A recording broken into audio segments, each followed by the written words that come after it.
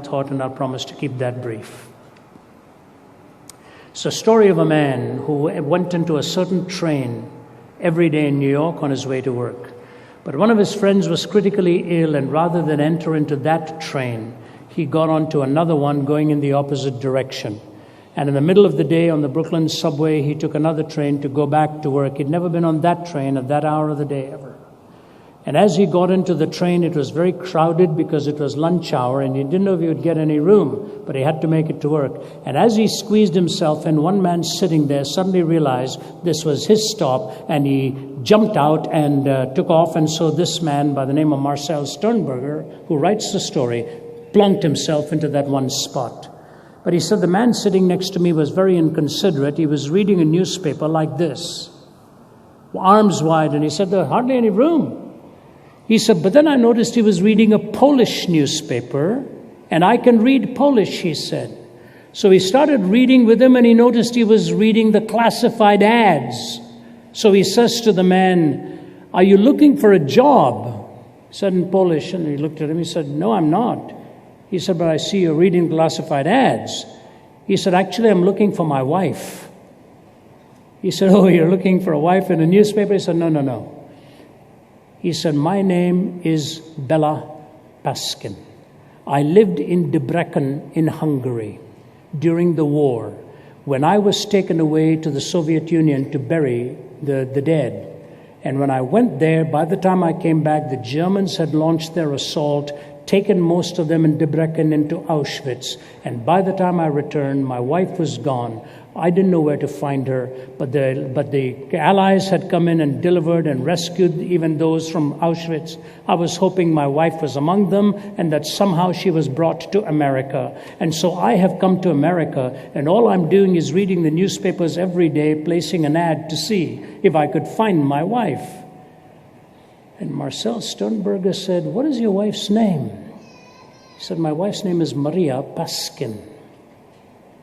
Sternberger remembered he'd been at a gathering some nights before, and the woman sitting next to him at this gathering was a woman from Debrecen whose name was Maria Paskin. She said her husband was taken over, and then he said, you and I can get together sometime. Give me your phone number. I'll call you sometime. So he'd written her name, put it in a piece of paper and into his wallet.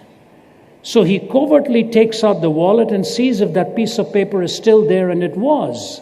So he says to Marcel, to Bela Paskin, get off this train with me at the next station.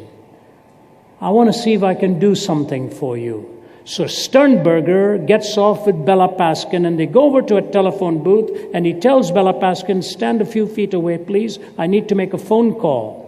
So this Sternberger starts dialing the phone, and a voice picks it up. Hello, a woman's voice, and he says, who am I speaking to? And she says, this is Maria. He says, do you remember me? My name is Marcel Sternberger. She said, yes, I remember meeting you. He said, can you tell me what your husband's name was? She says, my husband was Bela Paskin. He said, Maria, you are about to witness a miracle. And he takes the phone and gives it to Bela Paskin, who comes and picks it up. And all he starts saying is, after he says hello, he sobs and sobs and sobs uncontrollably. Sternberger gets him into the right place to deliver him to her wife. And to his wife, here's the way the article ends in Reader's Digest. Brilliant. It says this: skeptical persons will no doubt attribute the events of that memorable afternoon to mere chance. But was it chance that made Sternberger suddenly decide to visit his sick friend and hence take a subway line that he had never been on before?